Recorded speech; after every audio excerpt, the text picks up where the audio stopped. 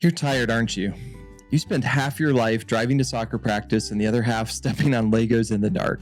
And now your kids are begging for a dog. And you're like, can it get any worse than this, right? Your brain is screaming, absolutely not. A dog is just a toddler that never learns to sit on the toilet. You're picturing muddy paws on your white sofa. You're picturing 6 a.m. walks in the freezing rain. You're picturing your bank account sobbing at the vet's office when you have to pay a huge vet bill. And you're thinking, there is no way in this world that our family's going to get a dog. And you know what? In many ways, you're not wrong. A dog is a massive amount of work. But I'm here to tell you that I think you're looking at the equation backwards. You think a dog is just another chore to add to your already overwhelming list, because dogs take a lot of work. But what if I told you that a dog isn't a chore? What if I told you a dog is actually a secret weapon, a furry little life hack that solves about 8 of the biggest parental headaches that you face every single day? I'm Dr. Nathan Crockett, and today I'm going to give you 8 scientifically backed, parent-tested reasons why it may be time for you to give in and get the puppy. Now, it's not the right time for everyone. I get that. Not every family needs a dog. And honestly, I know this might seem self-promoting for me to do this. Of the 19 companies I own, a handful of them are focused on the pet space. We have petbingles.com. We have Urban Yap, which is a dog groomer. Dapper Dog is a high-end store that I own for dog supplies in downtown Greenville. Castle Crates makes furniture quality dog crates. And Crockett Doodles and Crockett Pups are networks of family-raised pups. And I think a lot of people are especially familiar with Crockett Doodles and Crockett Pups, maybe more than some of my other companies like tarps.com or Elijah's Harbor or the aerospace companies. Maybe because Crockett, my name, is part of those companies, Crockett Doodles, Crockett Pups, and also because we've had a number of famous celebrities who've adopted from our network, and we've also had a lot of billboards and Super Bowl commercials and things like that. So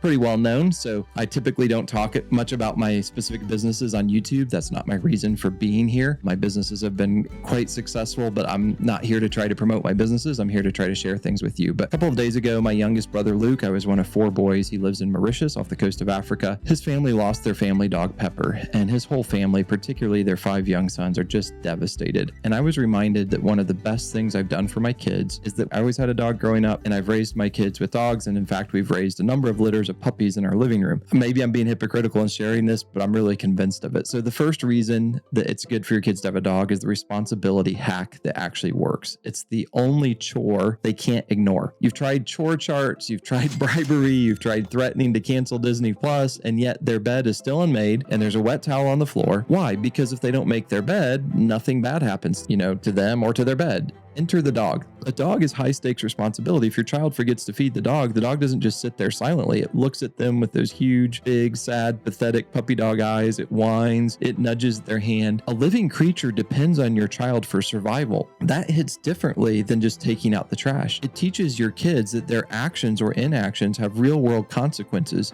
on another living soul. You can ignore a dirty dish. You can't ignore a hungry golden doodle. Second reason, the empathy engine. So reason number 2 to get your kids a dog, it builds an empathy engine in their brain. Let's face it, kids are naturally very self-absorbed. It's not entirely their fault. They're born with this in nature. Their brains are still under construction. They think the world revolves around their hunger, their boredom, and their iPad time, particularly their iPad time. A dog forces them to look outside of themselves. A dog can't talk. It can't say, "Hey, Timmy, my stomach hurts," or "Hey, I'm scared of that thunder." Your child has to learn to read the nonverbal cues. They have to stop and ask, why are his ears back? Why is he hiding under the table right now? What does he need right now? Learning to read the emotions of a creature that isn't human is like rocket fuel for developing compassion. And that often translates directly into how they treat other humans. The third reason it's great to get your child a dog is it's the ultimate anti-screen device. Right? So reason number 3 is huge for modern American parents. A dog is the ultimate unplugger. You're fighting a losing battle probably against Fortnite, TikTok, and YouTube. You tell them to go outside and they look at you like you just asked them to churn butter or do something like, we don't live in the olden days. I'm not in pioneer times. Why would I go outside? A dog doesn't care about their high score. A dog just needs to pee. Could care less about their video game. A dog needs to run. It wants to fetch the ball. When you get a dog, going outside stops being a punishment and starts becoming a necessity, and maybe even something the kids look forward to. Suddenly, your kid's in the backyard throwing a tennis ball instead of sitting on the couch staring at a screen. The dog is the best excuse you'll ever have to kick them out of the house for some fresh air. We're constantly, I feel like, telling our kids, you need to spend outside time, no screens. Fourth reason, it's a 4-legged therapist. So really think of it this way, for their mental health. That's the fourth reason. Growing up today is hard. Social media, bullying, academic pressure. Kids are stressed out. Imagine that your child had a terrible day at school, like everything went wrong. They failed their math test. Their best friend ignored them at lunch. They just felt awful. If they came to talk to you, you're going to try to fix it. You're going to ask them questions. You're going to give advice. You might call up the teacher. You're well-meaning, but sometimes that actually adds additional pressure to your child, because they just went to Mr. Fix-It or Miss Fix-It. When they walk in the door and the dog greets them, the dog doesn't care about their math test. The dog thinks your kid is the greatest thing that ever lived just because they walked through the front door. Petting a dog physically lowers cortisol, the stress hormone, and raises serotonin, the happy chemical in your child's brain. That's been proven. It's a biological reset button for a bad day.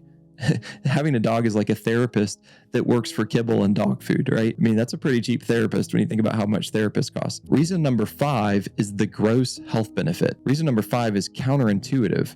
I mean, many parents worry that dogs are dirty and it'll make your kids sick, but the opposite is actually true. Science tells us that kids who grow up in sterile, super clean environments often have weaker immune systems than someone who grows up like on a farm. So kids who grow up with dogs, getting licked, exposed to a little dirt and dander, tend to have stronger immune systems and fewer allergies later in life. The dog is basically a fuzzy little immune system boot camp for your toddler. Reason number 6 is loneliness. It's a very real problem for kids. A dog is a built-in best friend that never cancels plans, never judges their outfit, and is always happy to hang out. That creates a profound sense of security for your kids. The 7th reason to get a dog is family bonding. As kids get older, and we're seeing this as a couple of ours are teenagers now, they disappear into their rooms. The family starts drifting apart even in the same house, and oftentimes the dog can be the central hub. The dog does something goofy in the living room, and suddenly everyone's out of their rooms laughing together at the dog chasing its tail. The dog gives you a shared mission and a shared joy that brings everyone back into the common areas. And also you can do things like take the dog to the park together, go on walks as a family with the dog. Reason number 8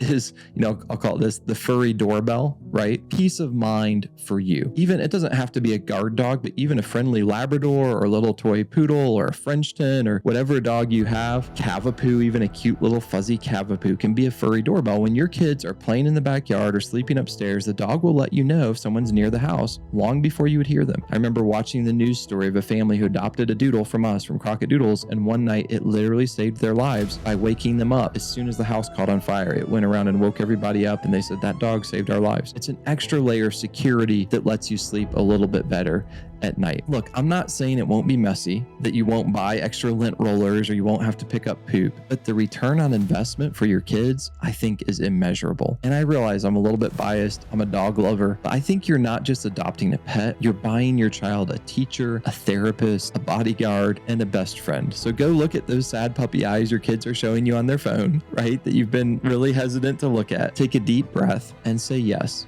You probably won't regret it. I want to say you won't regret it. I can't promise that for sure. Dogs aren't right for everyone, but for a lot of families with kids, they can be a wonderful, wonderful thing. Well, Christian Leader, I hope you enjoyed this video. I hope it was helpful. If so, maybe give it a thumbs up or subscribe to the channel. If you haven't, maybe share it with someone else. And I hope that you have a wonderful, wonderful day rejoicing in Jesus.